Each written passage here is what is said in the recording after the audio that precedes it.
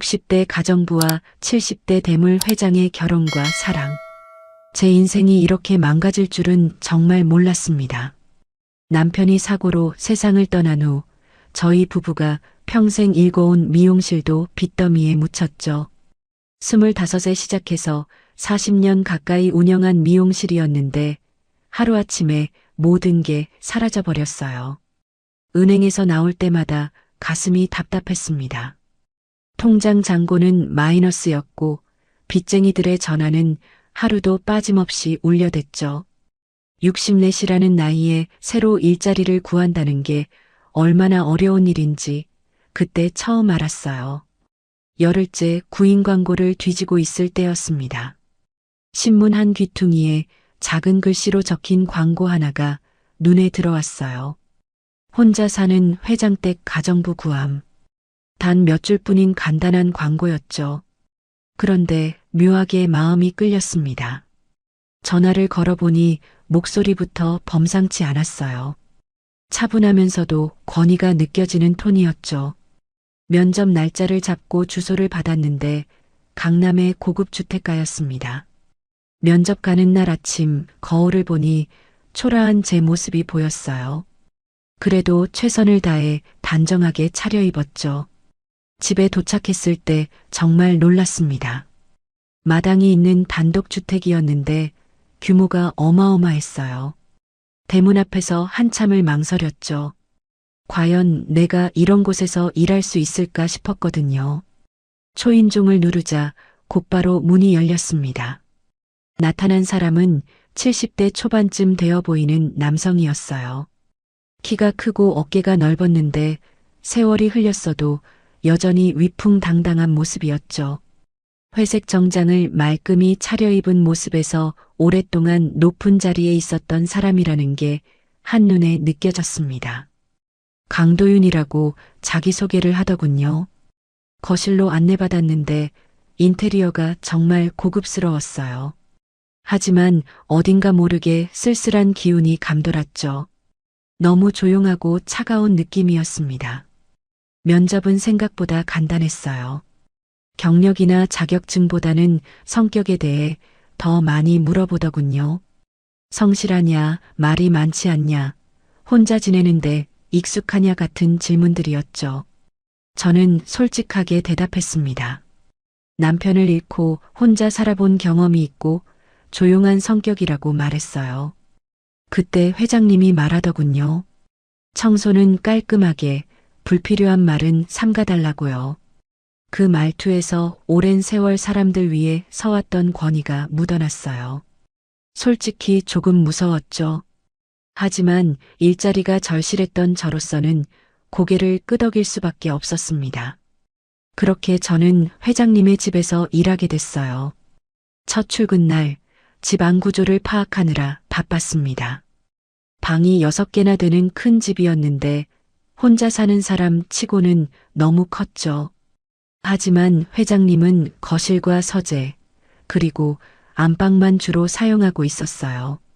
며칠이 지나면서 회장님의 생활 패턴을 알게 됐습니다. 아침 일찍 일어나서 서재에서 신문을 보고 간단한 아침 식사 후 외출을 하거나 집에서 업무를 보더군요. 저녁에는 보통 혼자 식사를 하고 일찍 잠자리에 들었어요. 일주일 정도 지났을 때였습니다. 평소처럼 조용히 청소를 하고 있는데 회장님이 뜻밖의 제안을 했어요. 오늘 저녁 같이 먹자고 하는 거예요. 처음엔 잘못 들었나 싶었죠. 가정부와 주인이 함께 식사를 한다는 게 말이 되나 싶었거든요. 하지만 회장님의 표정은 진지했습니다.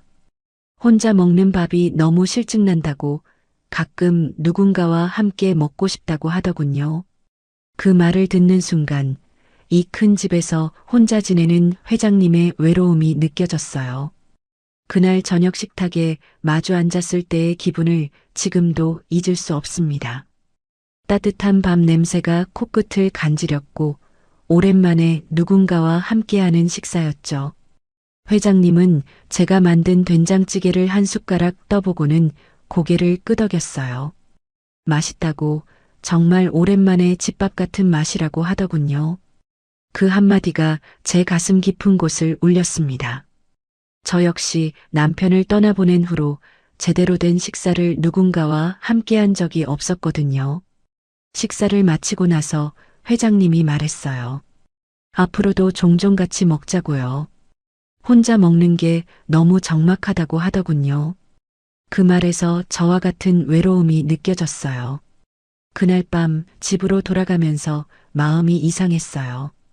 단순한 고용관계라고 생각했는데 뭔가 다른 감정이 스며들고 있는 것 같았죠. 회장님의 쓸쓸한 뒷모습이 자꾸 떠올랐습니다. 며칠이 지나면서 조금씩 변화가 생기기 시작했어요. 회장님은 저에게 일할 때도 차 한 잔 마시라고 하곤 했어요. 처음에는 어색했지만 점점 자연스러워졌죠. 마치 오랜 친구처럼 말이에요. 회장님과 대화를 나누면서 알게 된 게 있었어요. 부인을 잃고 나서 정말 외로웠다고 하더군요.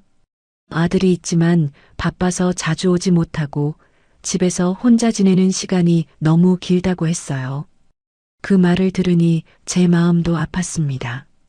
어느 날 저녁 비가 내리고 있었습니다. 평소보다 늦게 집에 가려고 했는데 회장님이 말하더군요. 이런 날엔 위험하니까 내일 아침에 가라고요. 그렇게 처음으로 그 집에서 하룻밤을 보내게 됐어요. 게스트룸에 누워서 천장을 바라보니 묘한 기분이 들었습니다. 이 큰 집에서 혼자 지내는 회장님의 마음이 조금은 이해가 됐어요. 아무리 넓고 좋은 집이라도 혼자라면 얼마나 외로울까 싶었거든요. 그날 밤 잠이 잘 오지 않았어요. 남편을 잃고 나서 혼자 살아온 지난 시간들이 떠올랐죠. 그리고 회장님과 나누었던 대화들도 생각났습니다. 둘 다 외로운 사람들이구나 싶었어요. 그날 오후부터 먹구름이 몰려오기 시작했어요. 바람이 세게 불면서 나뭇잎들이 마구 날렸죠. 평소 같으면 일찍 퇴근했을 텐데 회장님이 저녁을 함께 먹자고 해서 남아있게 됐습니다. 6시쯤 되니까 정말 장대비가 쏟아지기 시작했어요. 창밖을 보니 하늘이 시커멓게 변해 있었죠. 빗소리가 지붕을 두드리는 소리가 마치 누군가 문을 두드리는 것 같았습니다. 이런 날에는 집에 혼자 있기가 더 외로울 거라는 생각이 들었어요. 회장님은 서재에서 책을 보고 계셨는데 저는 부엌에서 저녁을 준비했습니다. 오늘은 좀 특별한 걸 해드리고 싶어서 갈비찜을 만들기로 했어요. 압력솥에 갈비를 넣고 끓이고 있는데 빗소리 때문에 타이머 소리가 잘 들리지 않더군요. 압력솥이 다 끓었나 싶어서 뚜껑을 열어보려고 했어요. 그런데 제가 너무 성급했나 봅니다. 아직 압력이 완전히 빠지지 않은 상태에서 뚜껑을 만졌거든요. 순간 뜨거운 증기가 확 올라오면서 냄비 뚜껑이 제 손등에 닿았어요. 아야 하고 소리를 지르며 손을 빼려고 했는데 뚜껑이 떨어지면서 바닥에 퍽 하고 큰 소리가 났습니다.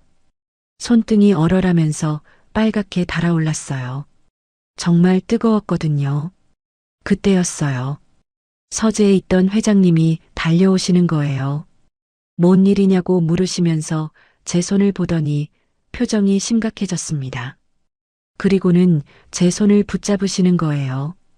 가만히 있으라고, 얼음 가져올게라고 하시더군요. 회장님의 손이 제 손을 감쌀 때 갑자기 심장이 터질 듯 뛰기 시작했어요. 화상 때문이 아니라 다른 이유로 말이죠. 회장님의 손이 따뜻하고 부드러웠거든요. 냉장고에서 얼음을 가져와서 제 손등에 대어주시는데 그 모습이 너무 다정해 보였어요. 평소에 권위적이고 차가워 보이던 회장님이 이렇게 다른 모습을 보이시니까 당황스러웠죠. 괜찮으냐고 계속 물어보시면서 병원에 가야 하는 거 아니냐고 걱정하시더군요. 저는 괜찮다고 별거 아니라고 했지만 회장님은 계속 신경 쓰시는 모습이었어요. 그런데 문득 시선을 돌렸을 때 눈에 들어온 게 있었습니다. 거실 구석에 있는 작은 빨간 불빛이었어요. CCTV였죠. 그때까지 그런 게 있는 줄 몰랐는데 갑자기 보이더라고요.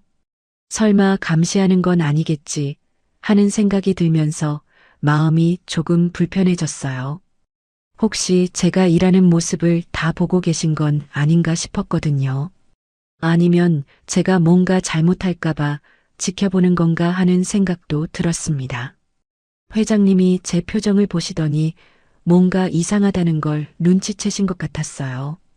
어디 아프냐고 물어보시길래 저는 아무것도 아니라고 대답했죠.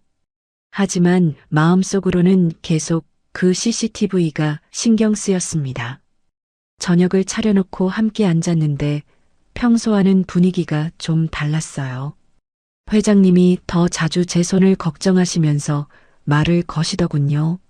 아프지 않냐고 연고 발라드릴까 하고 말이죠. 갈비찜을 드시면서 맛있다고 하시는데 오늘은 뭔가 더 진심이 느껴졌어요. 평소보다 대화도 많이 하시고 제가 어디서 요리를 배웠냐는 둥 개인적인 질문도 하시더군요.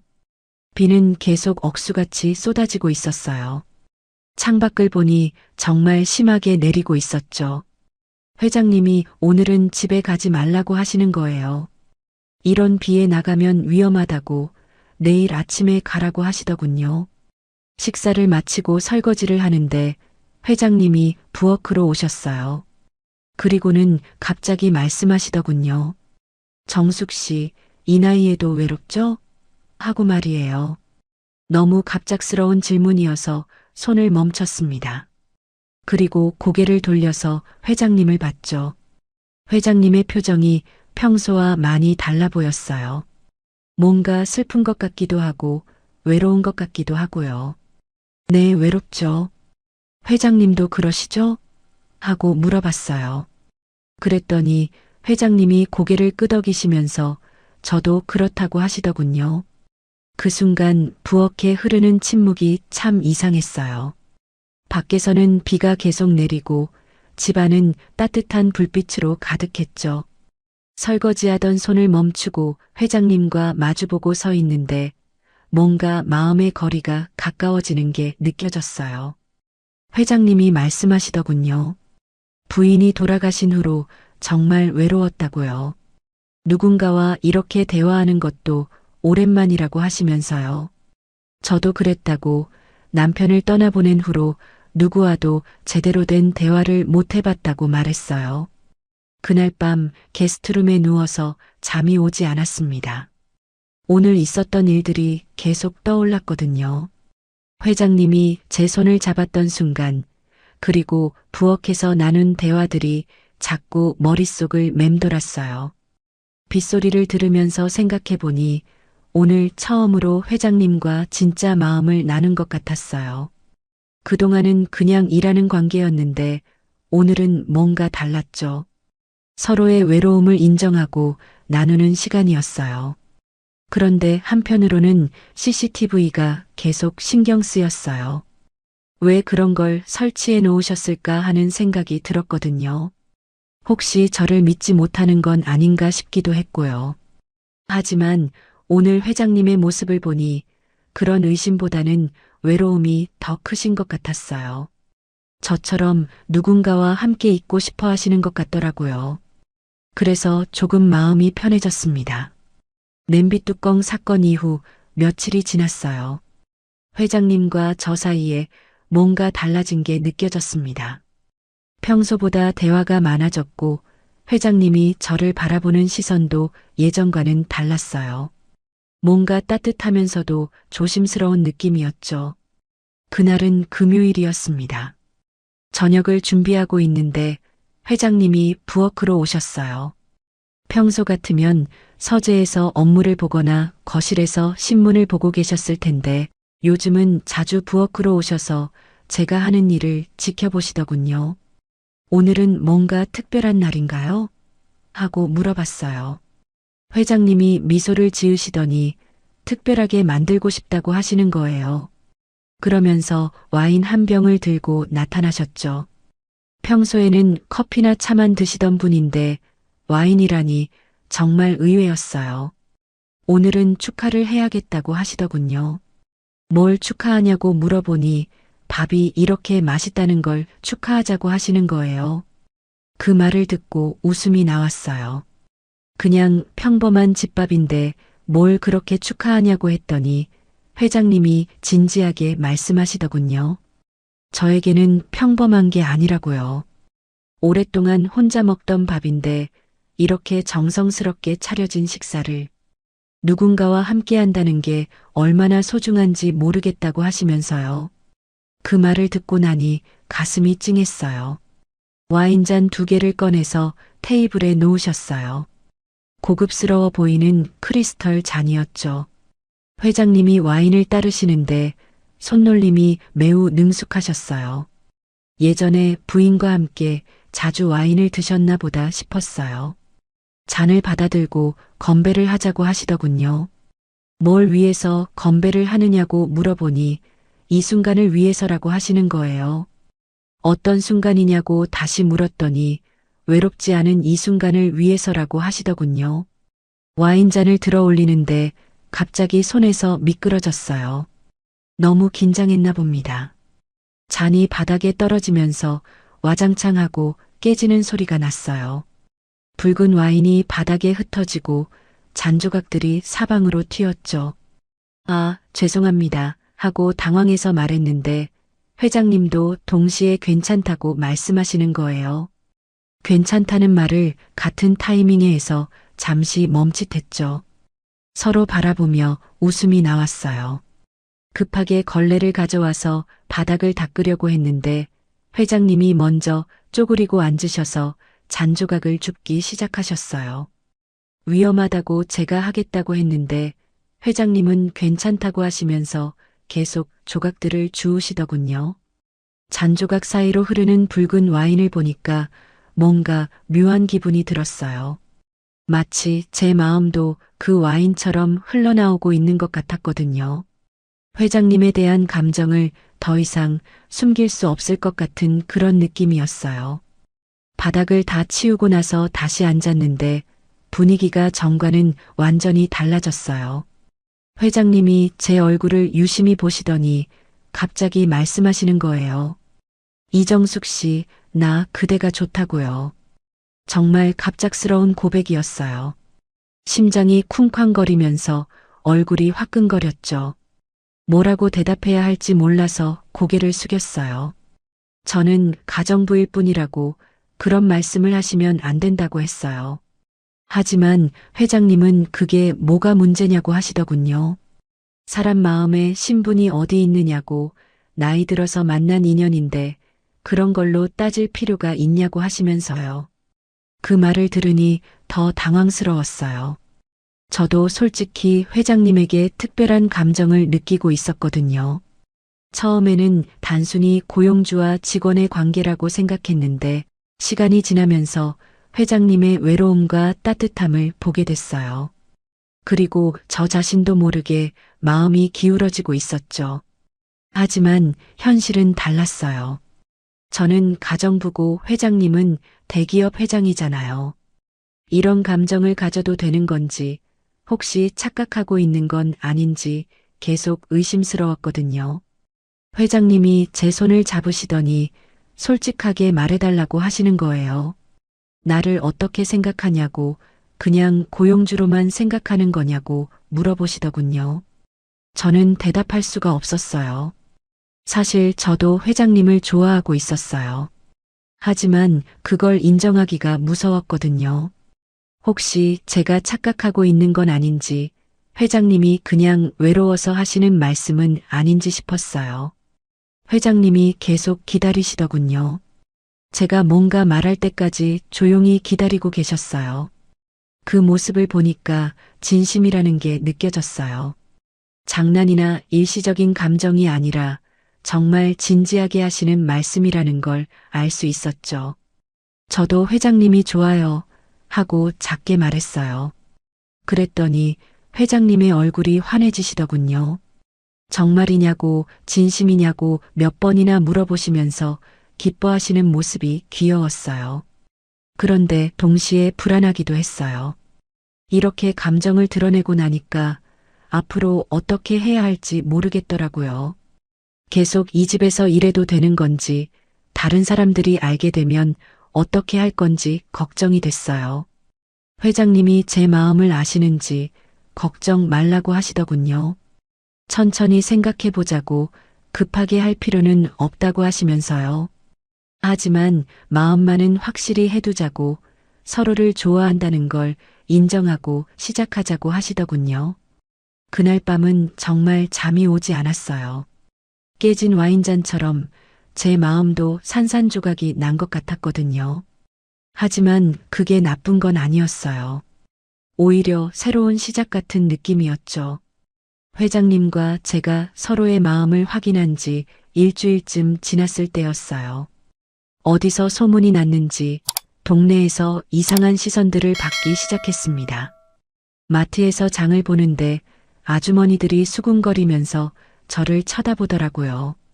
처음에는 뭔가 했는데 얘기를 들어보니 회장님과 저에 대한 이야기였어요. 가정부가 회장님과 무슨 관계냐는 둥, 나이 차이도 있는데 말이 되냐는 둥 그런 이야기들이었죠. 정말 부끄럽고 민망했습니다. 집에 와서 회장님께 말씀드렸어요. 사람들이 이상하게 생각한다고 혹시 소문이 난 것 같다고요. 회장님은 신경 쓰지 말라고 하시면서 남들이 뭐라고 하든 우리끼리 잘하면 된다고 하시더군요. 하지만 저는 마음이 편하지 않았어요. 아무래도 제가 이 집에 있는 게 회장님에게 피해가 되는 건 아닌가 싶었거든요. 특히 회장님의 아들분이 알게 되면 어떻게 될까 하는 걱정이 컸어요. 그날 아침 회장님이 외출을 하셨어요. 중요한 회의가 있다고 하시면서 늦게 들어올 거라고 하시더군요. 저는 평소처럼 집안일을 하고 있었는데 거실 서랍을 정리할 일이 생겼어요. 서랍 안에는 여러 가지 서류들과 책들이 들어 있었는데 그 중에 오래된 봉투 하나가 눈에 띄었어요. 누렇게 변색된 봉투였는데 겉에 회장님의 이름이 적혀 있더라고요. 뭔가 특별한 편지인 것 같아서 만져보지도 못하겠더군요. 그런데 봉투가 살짝 열려 있어서 안에 편지지가 보였어요. 보면 안 되는 거라는 걸 알면서도 호기심이 생겼죠. 혹시 중요한 문서인가 싶어서 조심스럽게 꺼내봤어요. 편지를 펼쳐보는 순간 제 손이 떨렸습니다. 여성의 글씨로 쓰인 편지였는데 서명을 보니 김미선이라고 되어 있더라고요.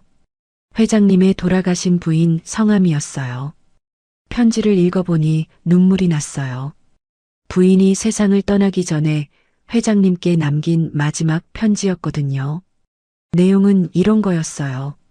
당신 너무 외롭게 살지 말라고 자신이 죽고 나면 누군가 곁에 있어야 한다고 했어요. 그리고 혼자서 쓸쓸하게 지내지 말고 좋은 사람 만나서 행복하게 살라고 하는 내용도 있었어요. 자신은 먼저 가지만 회장님은 남은 인생을 외롭게 보내지 말고 누군가와 함께 하라고 당부하고 있었죠. 편지를 다 읽고 나니까 회장님의 마음이 이해가 됐어요. 그분도 알고 있었구나. 이 사람의 외로움을요. 부인이 직접 외롭게 살지 말라고 당부까지 했는데 회장님이 얼마나 힘드셨을까 싶었어요. 그때 현관문이 열리는 소리가 들렸어요. 회장님이 돌아오신 줄 알았는데 목소리가 달랐어요. 젊은 남자 목소리였죠.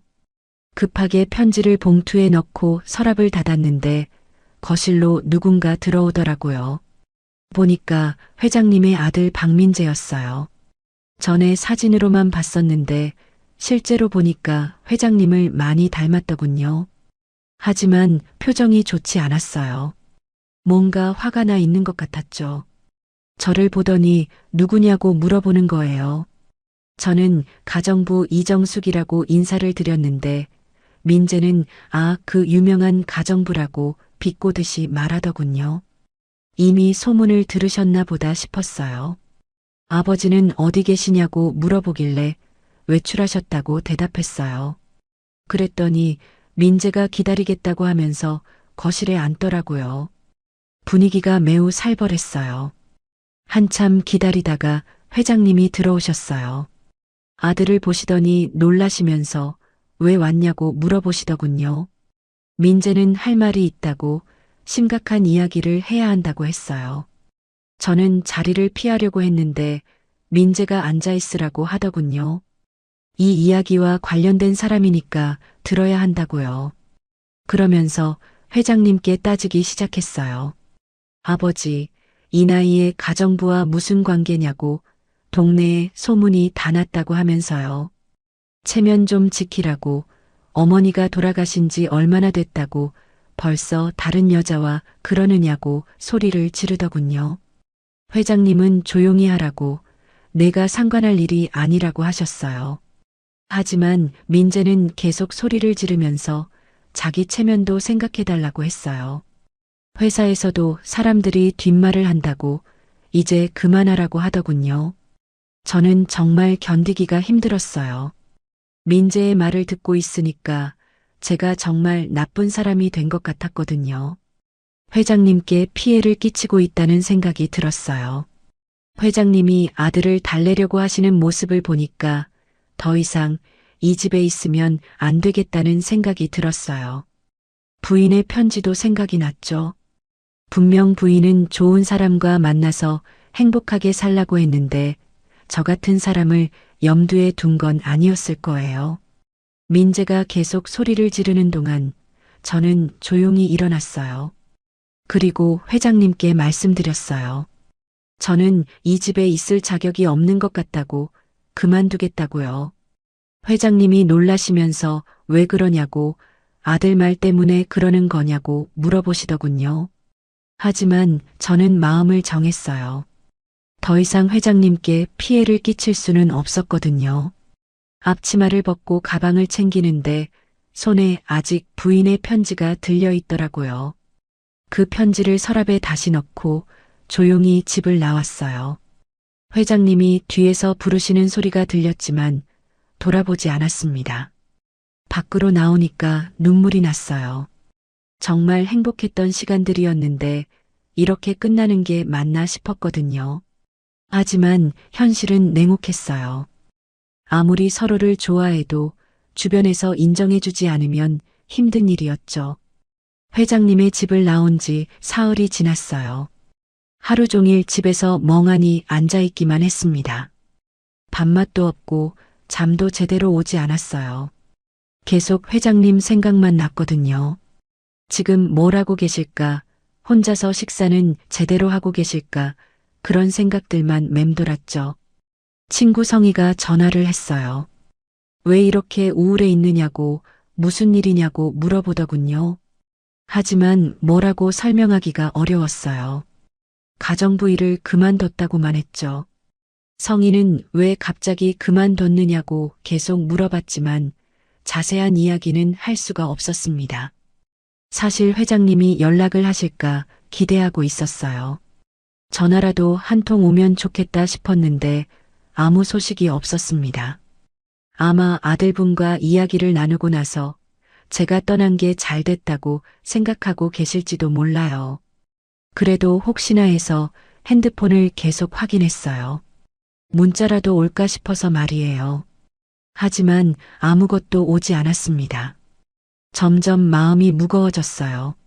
나흘째 되던 날 저녁이었어요.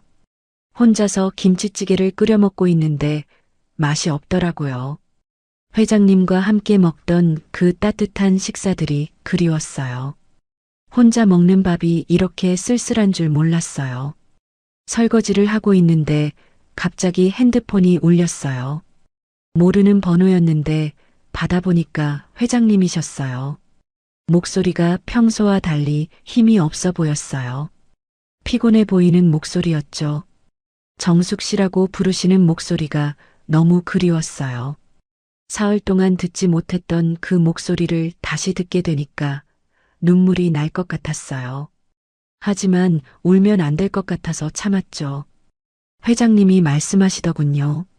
잘 지내고 있냐고 아프지는 않냐고 물어보시면서요. 저는 괜찮다고 잘 지내고 있다고 대답했어요. 하지만 사실은 전혀 괜찮지 않았거든요. 그러면서 회장님이 갑자기 말씀하시는 거예요. 내일은 쉬라고, 하루쯤은 푹 쉬라고 하시더군요. 무슨 말씀인지 이해가 안 됐어요. 저는 이미 일을 그만뒀는데 왜 쉬라고 하시는 건지 말이에요. 혹시 다시 일하러 오라는 뜻인가 싶어서 물어봤는데 회장님은 명확한 대답을 하지 않으셨어요. 그냥 푹 쉬라고만 하시더군요. 목소리가 많이 지쳐 보였어요. 저도 회장님께 말씀드렸어요. 회장님도 푹 쉬시라고, 너무 무리하지 마시라고요. 요즘 스트레스를 많이 받으셨을 텐데 건강 챙기시라고 했어요. 전화를 끊기 전에 회장님이 마지막으로 하신 말씀이 있어요. 내일도 당신 밥 먹고 싶다고 하시는 거예요. 그 말을 듣는 순간 가슴이 뭉클했어요. 저도 회장님과 함께 식사하고 싶었거든요. 하지만 현실적으로는 어려운 일이잖아요. 민재가 그렇게 반대하는데 다시 그 집으로 돌아갈 수는 없는 일이었어요. 그래서 그냥 조심히 드시라고만 했어요. 전화를 끊고 나서 한참 멍하니 있었어요. 회장님의 목소리가 계속 귓가에 맴돌았어요. 특히 내일도 당신 밥 먹고 싶다는 그 말이 자꾸 생각났죠. 어떤 의미인지 정확히는 모르겠지만 저를 그리워하고 계신다는 건 느껴졌어요. 그날 밤도 잠이 잘 오지 않았어요. 회장님 생각만 계속 났거든요. 혼자서 저녁을 드셨을까, 식사는 제대로 하셨을까 걱정이 됐어요. 그동안 제가 챙겨드렸는데 이제는 혼자 하셔야 하니까 말이에요. 다음 날 아침 일찍 잠에서 깼어요. 평소보다 일찍 일어났는데 이상하게 마음이 불안했어요. 뭔가 좋지 않은 일이 일어날 것 같은 그런 느낌이었죠. 하지만 그냥 기분 탓이라고 생각했어요. 아침을 먹고 있는데 핸드폰이 또 울렸어요. 이번에는 모르는 번호였는데 받아보니까 병원에서 온 전화였어요. 간호사분이 전화를 하신 거였죠. 강도윤 회장님이 쓰러지셨다는 거예요. 새벽에 응급실로 실려오셨는데 의식을 잃으신 상태라고 하더군요. 보호자 연락처를 찾다가 핸드폰에서 제 번호를 발견해서 전화를 했다고 했어요. 그 말을 듣는 순간 손에서 전화기가 떨어졌어요. 바닥에 떨어진 핸드폰에서 간호사의 목소리가 계속 들려왔지만 저는 아무 말도 할 수가 없었어요. 회장님이 쓰러지셨다니 믿을 수가 없었어요. 어제까지만 해도 전화로 이야기를 나눴는데 갑자기 무슨 일인지 이해가 안 됐어요. 혹시 제가 집을 떠난 스트레스 때문인가 하는 생각도 들었죠. 급하게 옷을 갈아입고 병원으로 향했어요. 택시를 타고 가면서도 계속 어제 통화가 생각났어요. 회장님의 목소리가 평소와 달리 힘이 없었던 게 이상하다고 생각했어야 했는데 그때는 몰랐어요. 내일도 당신 밥 먹고 싶다는 마지막 말씀도 계속 맴돌았어요. 혹시 그게 마지막 인사였던 건 아닌가 하는 무서운 생각이 들었어요. 설마 그럴 리는 없겠지만 불안한 마음을 떨칠 수가 없었어요. 병원에 도착해서 응급실을 찾았어요. 간호사에게 강도윤 환자를 찾는다고 했더니 중환자실로 옮겨졌다고 하더군요. 상태가 많이 안 좋다고, 가족이 아니면 면회가 어렵다고 했어요. 저는 가정부라고 말했는데 그래도 연락처가 있는 걸 보면 가족이나 다름없는 사이 같다고 하시더군요. 특별히 잠깐 면회를 허락해 주겠다고 하셨어요. 중환자실 앞에서 기다리는 동안 정말 무서웠어요. 회장님이 어떤 상태인지, 의식은 있는지 궁금하면서도 걱정이 됐어요. 혹시 제가 마지막으로 들은 목소리가 정말 마지막이 되는 건 아닌가 하는 생각이 들었어요. 간호사가 나와서 들어가도 된다고 했어요. 조용히 하라고, 환자가 안정을 취해야 한다고 당부하시더군요. 저는 조심스럽게 중환자실 문을 열고 들어갔습니다. 중환자실 문을 열고 들어서는 순간 가슴이 무너져 내리는 것 같았어요. 회장님이 침대에 누워 계시는데 평소에 당당하고 위풍당당한 모습은 온데간데 없었어요. 얼굴이 창백하고 여러 가지 기계들이 연결되어 있어서 정말 심각한 상태라는 게 한눈에 느껴졌죠. 침대 옆으로 조심스럽게 다가갔어요. 회장님의 얼굴을 자세히 보니까 숨 쉬는 것도 힘들어 보였어요. 평소에 늘 바른 자세로 앉아 계시던 분이 이렇게 누워 있으니까 마음이 너무 아팠습니다. 그런데 제가 가까이 다가가자 회장님이 살짝 눈을 떠시는 거예요. 처음에는 저를 못 알아보시는 것 같았는데 조금 지나니까 미약하게 미소를 지으시더군요. 그 미소를 보는 순간 눈물이 왈칵 쏟아질 뻔했어요. 이정숙 씨라고 부르시는데 목소리가 평소의 절반도 안 되게 작았어요. 올 줄 알았다고 하시는 거예요. 그 말을 듣고 정말 울컥했습니다. 제가 오는 걸 기다리고 계셨다는 뜻이잖아요. 죄송하다고 더 일찍 올 걸 그랬다고 말씀드렸어요. 회장님은 고개를 저으시면서 와줘서 고맙다고 하시더군요. 그런데 말씀하시는 것도 힘들어 보였어요. 간호사가 들어와서 면회 시간이 끝났다고 하더군요. 하지만 저는 떠날 수가 없었어요. 회장님을 혼자 두고 갈 수가 없었거든요. 간호사에게 부탁했어요. 하룻밤만 여기 있게 해달라고요. 처음에는 안 된다고 하시더군요. 가족이 아니면 보호자가 될 수 없다고 했어요. 하지만 제가 간절히 부탁하니까 특별히 허락해 주시겠다고 하셨어요. 대신 조용히 하라고 다른 환자들에게 피해 주지 말라고 당부하시더군요. 병실에 혼자 남게 되니까 회장님의 상태가 더 자세히 보였어요. 링거를 맞고 계시고 심전도 기계에서 삐삐 소리가 계속 들렸어요. 숨소리도 가쁘고 불규칙했죠. 회장님이 저를 바라보시면서 말씀하시더군요. 이젠 제가 돌볼게라고 이번엔 제가 회장님을 지키겠다고 말씀드렸어요. 그동안 회장님이 저를 챙겨주셨는데 이제는 제가 회장님을 돌볼 차례라고 생각했거든요. 회장님이 흐릿한 눈으로 저를 보시면서 말씀하시는 거예요. 살아서 다시 밤 냄새 맡고 싶다고요. 그 말을 듣는 순간 가슴이 저릿했어요. 정말 간절한 마음이 느껴졌거든요. 꼭 다시 함께 식사할 거라고 제가 맛있는 음식 많이 해드릴 거라고 말씀드렸어요. 회장님이 좋아하시던 된장찌개도 끓여드리고 갈비찜도 해드릴 거라고 했어요. 밤이 깊어갈수록 회장님의 상태가 조금 안정되는 것 같았어요. 숨소리도 조금 더 편해지고 얼굴색도 조금 좋아졌죠. 제가 옆에 있어서 그런가 싶었어요. 침대 옆 의자에 앉아서 회장님을 지켜봤어요. 가끔씩 잠이 들 뻔하면 회장님이 혹시 깨셨나 하고 확인했죠. 다행히 깊이 주무시고 계셨어요. 새벽 2시쯤 됐을 때였어요. 회장님이 갑자기 깨시면서 제 이름을 부르시는 거예요. 물을 달라고 하시더군요. 급하게 컵에 물을 따라서 빨대로 드실 수 있게 도와드렸어요. 물을 드시고 나서 조금 기운이 나신 것 같았어요. 저에게 고맙다고, 여기 있어줘서 고맙다고 하시더군요. 저는 당연한 일이라고 회장님이 아프신데 어떻게 혼자 두고 갈 수 있냐고 말씀드렸어요. 회장님이 제 손을 잡으시더군요. 차가웠던 손이 조금 따뜻해진 것 같았어요. 그리고는 미안하다고 하시는 거예요. 제가 힘들게 해서 미안하다고, 아들 때문에 상처받게 해서 죄송하다고 하시더군요. 저는 괜찮다고, 그런 걱정하지 말라고 했어요. 지금은 회장님 건강만 생각하시라고 빨리 나으시는 게 가장 중요하다고 말씀드렸어요. 회장님이 말씀하시더군요. 제가 집을 떠난 후로 정말 외로웠다고요.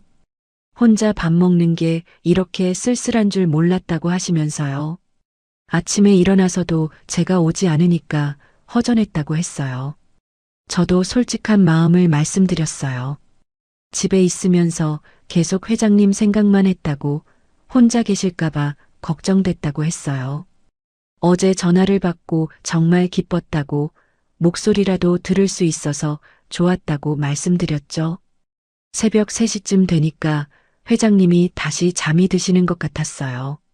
숨소리가 훨씬 안정됐고 얼굴 표정도 편안해 보였어요. 제가 옆에 있어서 마음이 놓이시는 것 같았죠. 저는 의자에 앉은 채로 졸았어요. 완전히 잠들지는 못하고 계속 회장님 상태를 확인하면서 반쯤 잠든 상태였죠. 가끔 간호사가 들어와서 체크하고 가시는데 조용히 하라고 손짓으로 이야기하시더군요. 새벽 5시쯤 회장님이 또 깨셨어요. 이번에는 얼굴이 조금 더 좋아 보였어요. 저를 보시더니 고맙다고, 밤새 지켜줘서 고맙다고 하시더군요. 아침이 되니까 담당 의사가 와서 상태를 확인하시더군요. 다행히 많이 좋아졌다고, 위험한 고비는 넘긴 것 같다고 하셨어요. 하지만 며칠 더 입원해야 한다고, 충분히 안정을 취해야 한다고 하시더군요. 회장님이 제게 말씀하시더군요. 집에 가서 쉬라고, 계속 여기 있으면 안 된다고 하시면서요. 하지만 저는 가기 싫었어요. 회장님 곁에 있고 싶었거든요.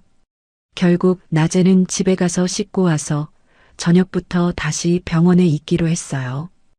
회장님도 그게 좋겠다고 하시더군요. 너무 무리하지 말라고, 본인은 괜찮으니까 걱정하지 말라고 하셨어요.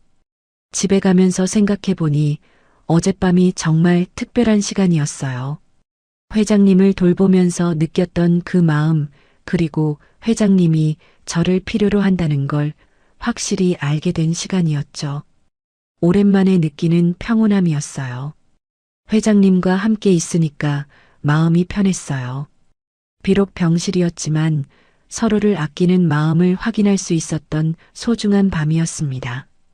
일주일 정도 지나니까 회장님의 상태가 눈에 띄게 좋아졌어요. 얼굴에 생기가 돌아오고 목소리도 힘이 생겼죠. 의사 선생님도 회복이 빠르다고, 곧 퇴원할 수 있을 것 같다고 하시더군요. 그동안 저는 매일 병원에 다녔어요. 낮에는 집에서 쉬고 저녁부터 새벽까지 병원에서 회장님을 돌봤죠. 간호사들도 이제는 저를 알아보시고 친절하게 대해주셨어요. 회장님을 위해 죽을 끓여서 가져갔어요. 병원 음식은 맛이 없다고 하시니까 집에서 소고기죽을 끓여서 보온병에 담아갔죠. 회장님이 정말 맛있게 드시는 모습을 보니까 보람이 느껴졌어요. 민재도 몇 번 병원에 왔어요.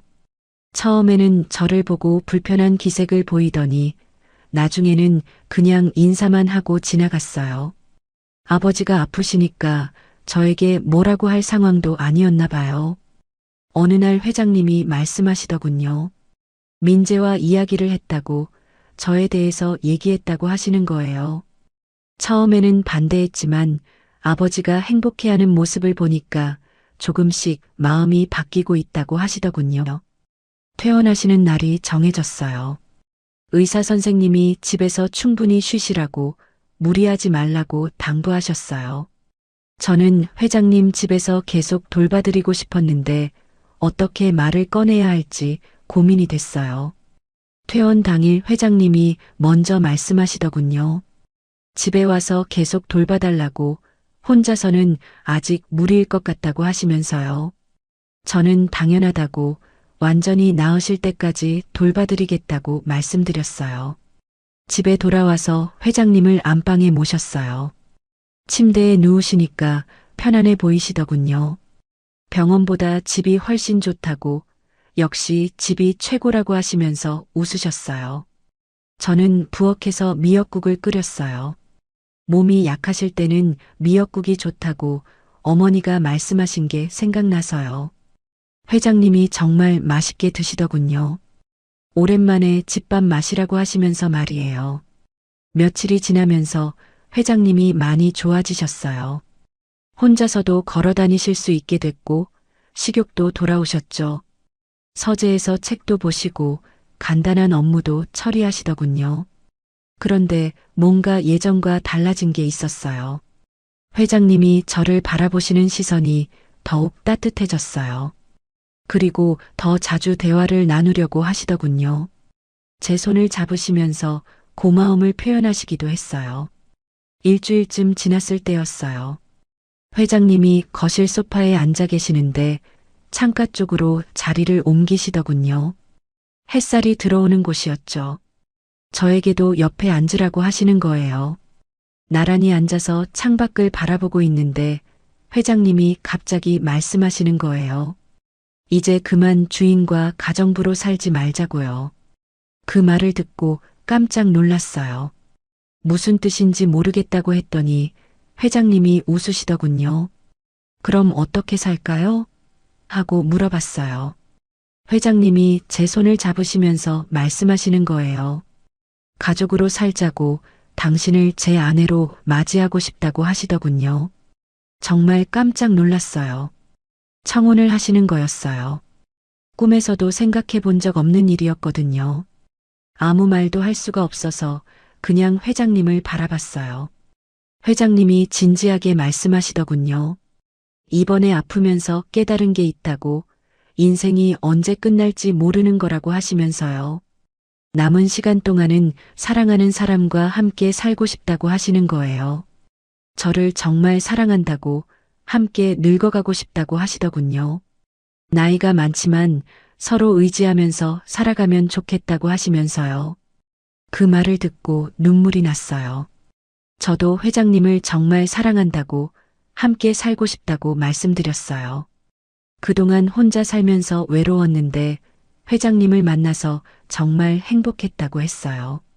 앞으로도 계속 함께 하고 싶다고요. 회장님이 저에게 다시 한번 물어보시더군요. 정말 제 아내가 되어주겠냐고요. 저는 눈물을 흘리면서 고개를 끄덕였어요. 네, 회장님의 아내가 되겠다고, 이제 저도 회장님을 외롭지 않게 해드리겠다고 말씀드렸어요. 그날 저녁 민재가 왔어요. 아버지 상태를 확인하러 온 거였는데 저희가 결혼하기로 했다는 이야기를 듣고 놀라더군요. 처음에는 또 반대할 줄 알았는데 의외로 조용히 듣더라고요. 민재가 말하더군요. 아버지가 병원에 있을 때 정말 걱정했다고, 그런데 제가 돌봐드리는 모습을 보면서 마음이 바뀌었다고 했어요. 진짜 아버지를 아끼는 마음이 느껴졌다고요. 결혼 준비는 간단하게 하기로 했어요. 나이도 있고 재혼이기도 하니까 조용히 하자고 회장님이 말씀하시더군요. 저도 동의했어요. 화려한 결혼식보다는 마음이 중요하다고 생각했거든요. 집 정원에서 소박하게 결혼식을 하기로 했어요. 가족과 가까운 지인들만 초대해서요. 제 친구 성희도 와줬는데 정말 기뻐하더군요. 이렇게 좋은 분을 만나서 다행이라고 했어요. 결혼식 날 정원에 꽃을 장식하고 간단한 상을 차렸어요. 웨딩드레스 대신 한복을 입었는데 회장님이 정말 아름답다고 하시더군요. 오랜만에 이렇게 행복한 기분이었어요. 서약을 할 때 회장님이 말씀하시더군요. 앞으로 서로 아끼면서 살자고, 외롭지 않게 해주겠다고 하시면서요. 저도 평생 회장님을 사랑하겠다고, 아프지 않게 잘 돌봐드리겠다고 약속했어요. 결혼식이 끝나고 민재가 저에게 와서 말하더군요.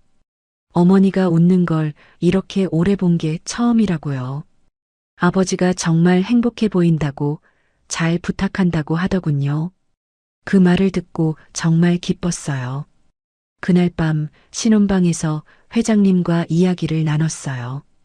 이제 정말 가족이 됐다고, 앞으로 좋은 일만 있을 거라고 하시더군요. 저도 그렇게 되기를 바란다고, 회장님을 행복하게 해드리겠다고 말씀드렸어요. 결혼한 지 벌써 1년이 지났어요.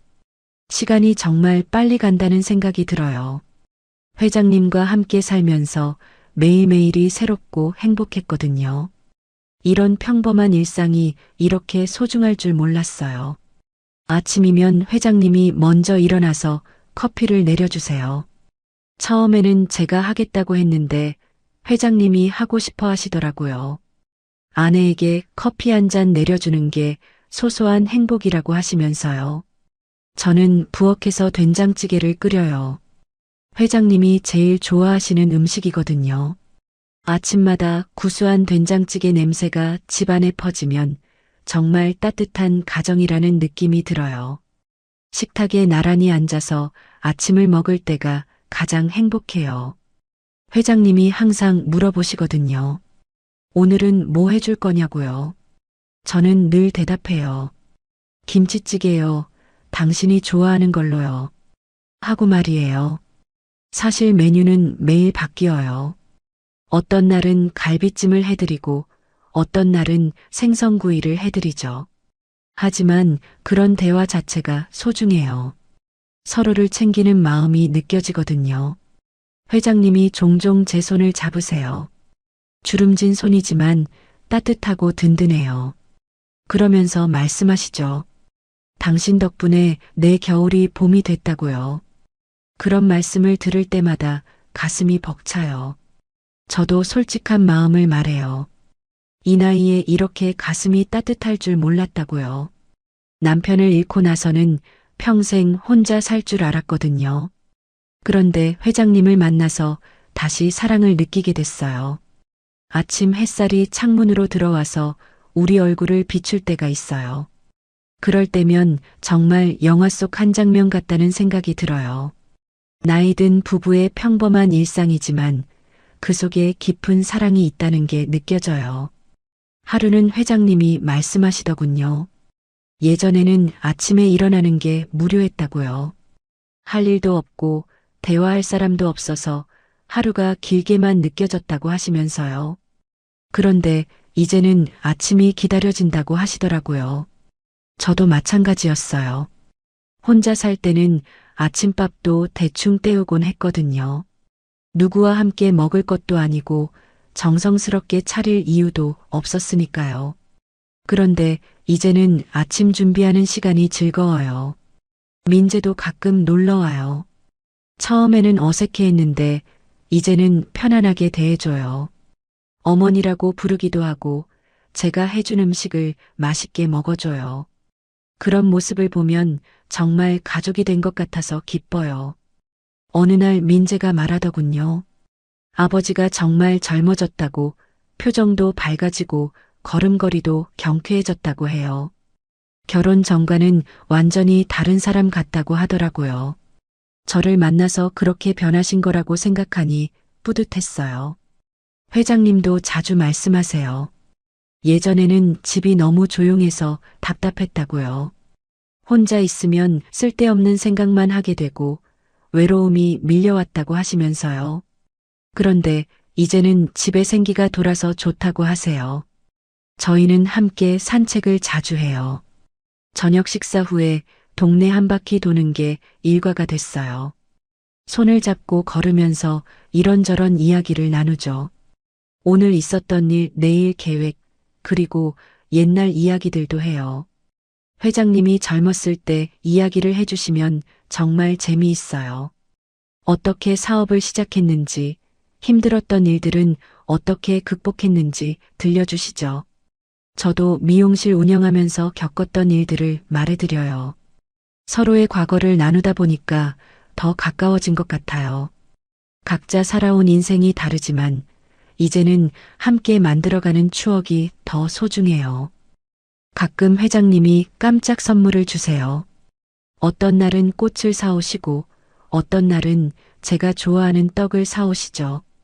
별거 아닌 것 같지만 저를 생각해 주시는 마음이 느껴져서 정말 행복해요.